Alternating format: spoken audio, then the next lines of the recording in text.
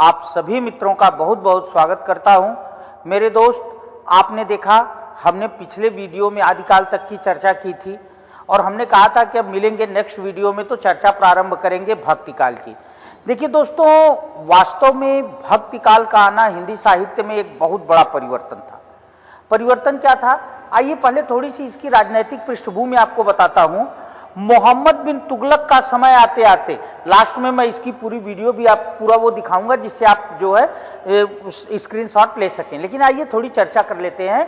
मोहम्मद बिन तुगलक का समय आते आते, मोहम्मद बिन तुगलक मतलब समझ ही रहे हैं कि जो है दिल्ली पर गोरी के बाद, जिसकी चर्चा हमने आदिकाल में की, गोरी जब दिल्ली पर आक्रमण किया तो उसने अपने दास कुतुबुद्दीन ऐबक को यहां छोड़ा। कुतुबुद्दीन ऐबक के बाद इल्तुतमिश आया। इस तरह से मुसलमानों की यह परंपरा बढ़ते बढ़ते जब मोहम्मद बिन तुगलक तक पहुंची तो भारतीय साहित्य में एक बहुत बड़ा परिवर्तन दिखने लगा। वो परिवर्तन क्या था? वो परिवर्तन ये था कि अब जहां आदिकाल में वीर रस प्रधान रचनाएं ज्यादा लिखी जा रही थी, श्रृंगार रस की प्रधानता थी, वहीं अब समाज में जो रचनाएं आ रही थी उनमें भक्ति रस की प्रधानता हो गई, भक्ति प्रधान रचनाएं लिखी जाने लगी। तो इसने सबका ध्यान आकर्षित किया और इस चीज को आधार बना करके आचार्य रामचंद्र शुक्ल ने तथा अन्य विद्वानों ने इस काल को भक्ति काल का नाम दिया। तो इसका समय कितना आ जाएगा अगर हम लें तो ये आ जाएगा 1375 से लेकर के 1700 विक्रमी संवत। किसके अनुसार? आचार्य रामचंद्र शुक्ल के अनुसार। शुक्ल जी ने 1050 से 1375 आदिकाल माना था और 1375 से लेकर 1700 विक्रमी संवत। देखिए, जो चीज मैंने आपको समझाया बिल्कुल हूबहू मैंने लिखा है जिससे आप नोट्स बना सकें कि मोहम्मद बिन तुगलक का समय आते आते भारतीय साहित्य में एक बड़ा परिवर्तन दिखता है। अब अधिकांशतः भक्ति की रचनाएं सामने आती हैं जिसे आधार बनाकर इस काल को भक्ति काल नाम दिया गया। लेकिन तुरंत हमारे मन में एक प्रश्न आता है कि अगर ऐसा हुआ, आदिकाल की जो रचनाएं थी उन रचनाओं को, जो वीरता प्रधान रचनाएं थी या श्रृंगार प्रधान रचनाएं थी, उनके स्थान पर यदि भक्ति की रचनाएं आने लगी तो इसका कारण क्या था? क्यों ऐसा हुआ?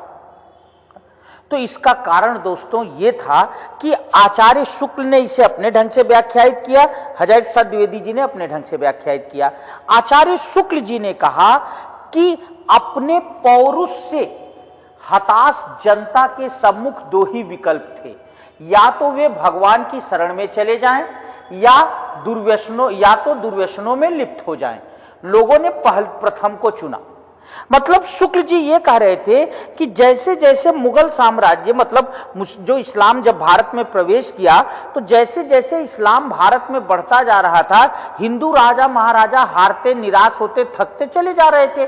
तो जब उनके पास करने को कुछ रह ही नहीं गया, लड़ने की उनमें सामर्थ्य ही नहीं रही, तो उनके सामने दो ही रास्ते थे, या तो वे भगवान की शरण में चले जाए और या तो अपने को जो है दुर्व्यसन मतलब बुरी आदतों में लिप्त कर दे। अब शुक्ल जी ये कहते हैं कि ऐसे में लोगों ने क्या किया, प्रथम को चुना, अर्थात भगवान की शरण में चले गए। और जब भगवान की शरण में गए तो भक्ति परक रचनाएं हुई। इस काल को भक्ति काल कहा गया। शुक्ल जी का तर्क अगर तत्कालीन परिस्थितियों बस देखा जाए तो ठीक तर्क दिया, सही तर्क दिया शुक्ल जी ने। लेकिन वहीं हजारी प्रसाद द्विवेदी जी जब बाद में आए तो द्विवेदी जी ने कहा, ना भाई ये चीज तो ठीक है, लेकिन पहले मेरी बात तो सुन लो।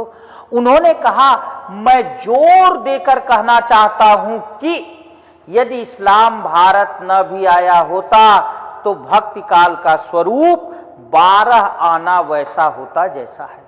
देखिए, अब शुक्ल जी और हजारी प्रसाद द्विवेदी जी में अंतर हो गया। शुक्ल जी 100% इस्लाम को मानते हैं।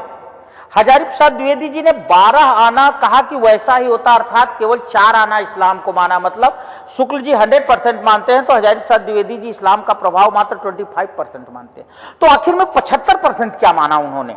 तो उन्होंने 75% ये माना कि भक्ति की जो परंपरा थी वो दक्षिण में उत्पन्न हुई, भक्ति द्राविड़ उपजी। भक्ति की परंपरा दक्षिण में उत्पन्न हुई और दक्षिण से भक्ति धीरे धीरे उत्तर की ओर आ रही थी और भक्ति को उत्तर की ओर लाने में सबसे मुख्य योगदान था रामानंद जी का। लायो रामानंद न, और कबीर आदि उनके शिष्यों ने इसका प्रचार प्रसार किया। प्रकट करी कबीर ने 7 दीप 9 खंड। तो इस तरह से भक्ति काल इस भारत की संस्कृत का एक स्वाभाविक विकास था, जो परंपरा दक्षिण से उत्तर की ओर आ रही थी। हाँ, एक चीज था, हजरत साहब द्विवेदी जी ने कहा कि कहीं न कहीं इस्लाम से पराजित होने के बाद लोगों का हृदय शून्य हो चुका था, लोगों के हृदय में अंधकार व्याप्त था, और इस्लाम में ऐसे हृदय में और जो है ऐसे हृदय में भक्ति को फैलाना आसान था, इसलिए भक्ति लोगों के हृदय में निवास की। लेकिन सब मिलाकर के हम मोटी मोटा ये कह सकते हैं कि शुक्ल जी और द्विवेदी जी दोनों लोग अपनी जगह सही हैं। तत्कालीन परिस्थितियों ने प्लस हमारी संस्कृति ने, दोनों ने भक्ति के प्रचार प्रसार में महत्वपूर्ण योगदान दिया।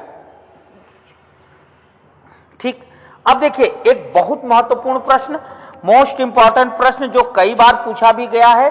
जॉर्ज ग्रियर्सन महोदय ने भक्ति काल को हिंदी साहित्य का स्वर्ण युग कहा। उन्होंने भक्ति काल को गोल्डन एज कहा। क्यों कहा मैं बता दूं। देखिए, आपको मैं एक उदाहरण देता हूं, मेरी बात आप बेहतर समझ पाएंगे। कृष्ण जी कोई सामान्य बालक नहीं है। कृष्ण जी कैसे बालक हैं? वसुदेव जी कंस के सामंत थे।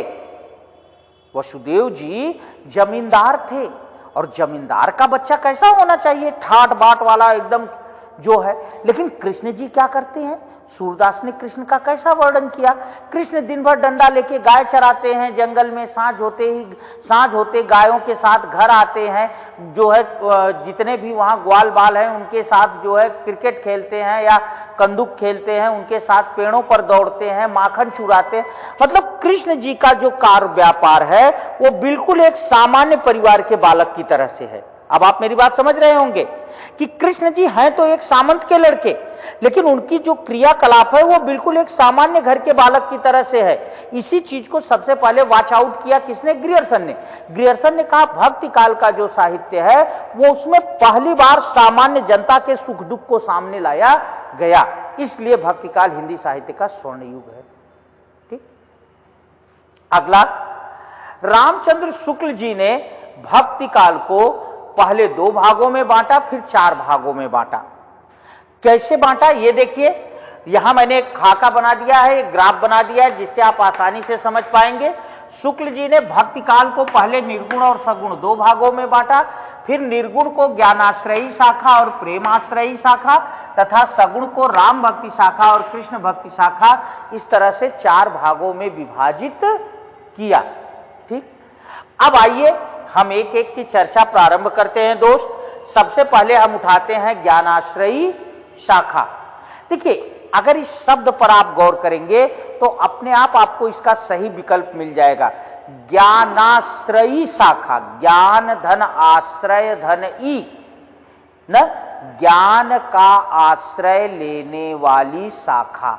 मतलब जिन कवियों ने ज्ञान के द्वारा भगवान को पाने का प्रयास किया, उन्हें ज्ञानाश्रयी शाखा कहा गया। अब ज्ञान के द्वारा कैसे भगवान को पाने का प्रयास किया? भाई कबीर दास आदि ने क्या कहा कि जो हम इस संसार में भटक रहे हैं ये क्या है? माया मोह है। हम माया मोह के वशीभूत होकर के माया मोह के कारण इस संसार में यत्र तत्र भटक रहे हैं, और जिस दिन वह हमारा माया मोह समाप्त हो जाएगा उसी दिन आत्मा परमात्मा से मिलन हो जाएगी। तो यही तो अज्ञानता है, माया मोह। ये मेरा बेटा, ये मेरा घर, ये मेरी दौलत, एक दिन दांत बाके चल दिए, सब यहीं रह गया। तो उनका यह कहना है कि जिस दिन इससे आप मुक्ति पा जाओगे उस दिन आत्मा परमात्मा ले लेगी, मिल जाएगी। तो जिन्होंने ज्ञान के माध्यम से अंधकार को दूर करके, अज्ञानता को दूर करके, माया मोह को दूर करके भगवान को प्राप्त करने का प्रयास किया, उन्हें क्या कहा गया?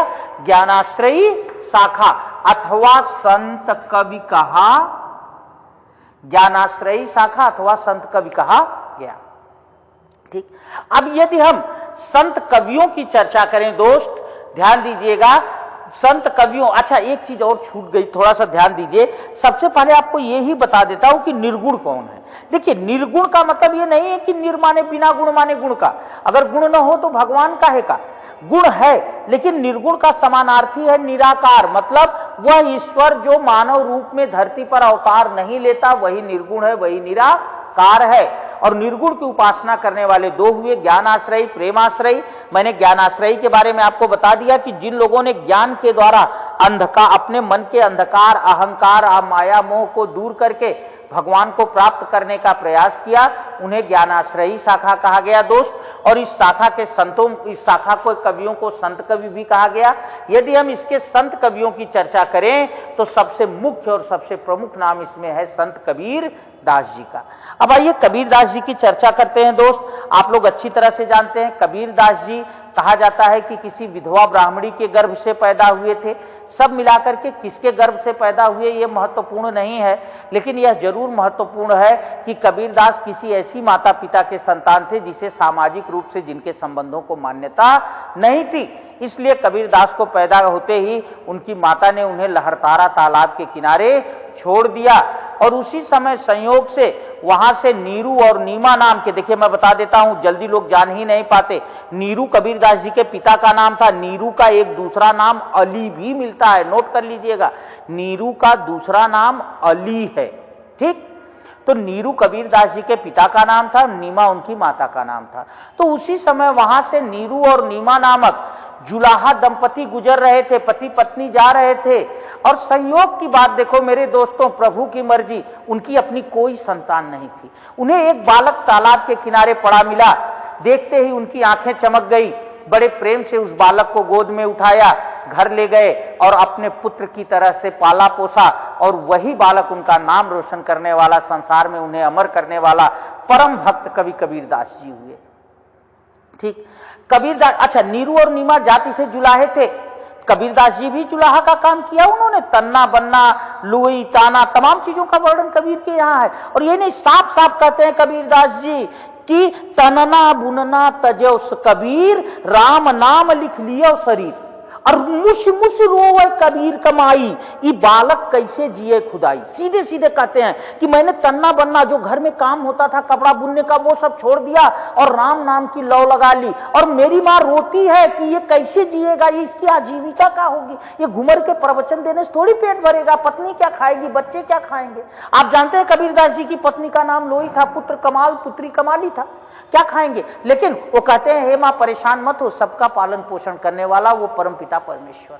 तो ये रहा तो कबीरदास जी से संबंधित छोटी सी बात है। लेकिन दोस्त कबीरदास जैसा संत शायद ही कोई पैदा हुआ हो इस धरती पर। आपको पता है उस समय एक बड़ी जो है समाज में मान्यता थी कि जो काशी में मरता है वो स्वर्ग जाता है। और मगहर, मगहर कभी बस्ती जिले में हुआ करता था, वर्तमान में संत कबीर नगर जिले का भाग है। और जो मगहर मरता है वो नरक जाता है। सोचिए कबीरदास जैसा व्यक्ति, इलिटरेट आदमी, अनपढ़ आदमी, उसे तो और रूढ़ियों को मानना चाहिए। लेकिन कितनी कितनी वैज्ञानिक सोच थी उस आदमी में कि मरते समय कबीरदास जी मगहर चले गए। पूरी जिंदगी काशी में रहे, काशी में पैदा हुए, काशी में जिए खाए, लेकिन मरते समय मगहर चले गए। और कहे जो कबीरा काशी में रहे तो राम है कौन निहोरा। यदि काशी में मर के कुत्ता भी स्वर्ग जाता है तो काशी में मर के कबीर भी स्वर्ग जाए, तो इसमें राम का बड़प्पन क्या। अरे राम का बड़प्पन तो तब है जब मगहर में मर के कबीर स्वर्ग जाए। और इस तरह से जो है कितनी वैज्ञानिक सोच थी कबीरदास जी की। उन्होंने ये सिद्ध किया कि यार ये सब फालतू बातें, किसी स्थान विशेष से कुछ नहीं होता, इंसान अपने कर्मों से स्वर्ग नरक को प्राप्त करता है ना। और ये नहीं, कबीरदास जी ने कहा चलन चलन सब कोई कहता है, ना जाने वैकुंठ कहाँ है। उन्होंने कहा सब कहते हैं एक दिन जाना, एक दिन जाना, कहां जाना किसी को पता है, कुछ नहीं पता है। जो स्वर्ग है नरक है वो यही है। तो वास्तव में बड़े वैज्ञानिक सोच के विचारक थे कबीरदास जी। चलिए आइए रचना की चर्चा करते हैं। दोस्तों कबीरदास जी की रचना का नाम है बीजक। लेकिन जैसा मैंने अभी कहा कि कबीरदास जी पढ़े लिखे नहीं थे, तो वो लिखते कैसे। तो कबीरदास जी ने जो बातें कही, जो पद कहे, उनको उनके शिष्य, उनका जो है शिष्य धर्मदास जी ने संग्रह किया और उसे बीजक नाम दिया। और बीजक के 3 भाग हैं, साखी, शबद और रमैनी। ये दोनों क्वेश्चन टेट में बने हैं। कबीरदास जी की रचना का क्या नाम है, बीजक। बीजक के कितने भाग हैं, 3 भाग हैं, साखी, शबद और रमैनी। ठीक है, तो ये दोनों क्वेश्चन अलग अलग परीक्षाओं में बार बार पूछे गए हैं दोस्तों। चलिए अब देखते हैं कुछ महत्वपूर्ण बातें, कबीरदास जी से रिलेटेड रचनाएं। ये कुछ ऐसी रचनाएं दोस्तों जो अलग अलग परीक्षाओं में बार बार पूछी जाती हैं। कबीर ग्रंथावली बहुत महत्वपूर्ण रचना है, इसका संपादन किया बाबू श्याम सुंदर दास ने। तो अगर पूछता है कबीर ग्रंथावली किसकी है, बाबू श्याम सुंदर दास। कबीर, केवल कबीर, आचार्य हजारी प्रसाद द्विवेदी जी की रचना है कबीर। ठीक, कबीर बाज भी, कपोत भी, पपीहा भी, बहुत महत्वपूर्ण रचना है, जरूर याद रखना दोस्त। कबीर बाज भी, कपोत भी, पपीहा भी डॉक्टर धर्मवीर की रचना है। दलित साहित्य के बहुत बड़े साहित्यकार हैं, दलित विमर्श के बहुत बड़े साहित्यकार हैं डॉक्टर धर्मवीर। उनकी रचना का नाम है कबीर बाज भी, कपोत भी, पपीहा भी, और एक रचना उनकी और है कबीर एवं उनके आलोचक। इस तरह से जो है ये कबीरदास से संबंधित कुछ महत्वपूर्ण रचनाएं हुई। और कबीरदास से रिलेटेड एक बहुत महत्वपूर्ण तथ्य जो आप जानते हैं कि जो है आचार्य हजारी प्रसाद द्विवेदी जी ने कबीरदास जी को वाणी का डिक्टेटर कहा है। क्या कहा? वाणी का डिक्टेटर। डिक्टेटर का मतलब होता है तानाशाह। डिक्टेटर का मतलब क्या होता है? तानाशाह, मतलब हम जैसा चाहेंगे वैसा कर देंगे, इसको कहते हैं डिक्टेटरशिप। जैसे कबीरदास जी का एक पद मैं आपको सुनाता हूं, कबीरा कूता राम का मोतिया मेरा नाव, और गले राम की जेवरी जित खींचे तित जाऊं। कह रहे हैं कबीरा कूता राम का। अब आपने कुत्ता सुना होगा, श्वान सुना होगा, कुकुर सुना होगा, कूता शब्द कौन सा शब्द है? कूता कोई शब्द है? नहीं है। लेकिन कबीरदास जी ने क्या किया? अगर कूता बनाना है तो बना दिया। यही है डिक्टेटरशिप, तानाशाही, जो शब्द बनाना है वही बना दिया। और हजारी प्रसाद द्विवेदी जी ने इसीलिए कहा कि ये जो है कबीरदास जी क्या है? वाणी के डिक्टेटर हैं, वाणी के बादशाह हैं, तानाशाह हैं। अच्छा, अब एक आध बातें और छूटी हैं दोस्तों, जिसकी हम आपसे चर्चा करते हैं। जैसे एक चीज ये कि कबीरदास जी की भाषा क्या है। भाई हमने रचना की चर्चा तो कर ली कि कबीरदास जी की जो रचना है, कबीरदास जी की रचना 3 भाग हैं, साखी, शबद और रमैनी, बीजक। लेकिन कबीरदास जी की भाषा क्या है? तो दोस्तों ध्यान रखिएगा, यदि हम आचार्य रामचंद्र शुक्ल जी को आधार बनाएं तो शुक्ल जी ने कहा है कबीरदास जी की भाषा के संदर्भ में, शुक्ल जी ने कहा कि इनकी जो भाषा है वो पंचमेल खिचड़ी है। क्या है? पंचमेल खिचड़ी, या इसी को कहा है शुक्ल जी ने सधुक्कड़ी। एक्चुअली कबीरदास जी पढ़े लिखे तो थे नहीं, तो किसी एक भाषा को लेकर के उनके मन में कोई अट्रैक्शन नहीं था कि जिसमें वो पढ़ते लिखते तो अट्रैक्शन होता। मुख्य बात यह थी कि कबीरदास जी पढ़े लिखे तो थे नहीं, तो जहां जहां भ्रमण में गए वहां वहां के शब्दों को ग्रहण कर लिया। और इसलिए उनकी कविता में जहां पूरब के शब्द, बिहारी के शब्द मिलते हैं, वहीं अवधी के शब्द मिलते हैं, वहीं ब्रज के शब्द मिलते हैं, वहीं बुंदेली के शब्द मिलते हैं। तो इस तरह से उनकी वहीं पंजाबी के शब्द मिलते हैं। तो इस तरह से कबीरदास जी की भाषा को शुक्ल जी ने पंचमेल खिचड़ी कहा कि इनकी भाषा में कई भाषाओं के शब्द एकदम, जैसे खिचड़ी में दाल, चावल, आलू, नमक, प्याज सब एक में मिलता है, वैसे सब एक में मिला हुआ है। दूसरी चीज, एक बात और ध्यान रखिएगा, कबीरदास के पदों को, कबीरदास के पदों को गुरु ग्रंथ साहब में भी स्थान मिला। जब गुरु अर्जुन देव ने गुरु ग्रंथ साहब को जो है संकलित किया, तो उसमें जो है कबीरदास के पदों को भी संकलित किया। तो दोस्तों इस तरह से ये रहे कबीरदास जी। अब इसके बाद मिलते हैं अगले वीडियो में। अगले वीडियो में मिलेंगे तो भक्त, जिन अन्य कवियों की चर्चा करेंगे।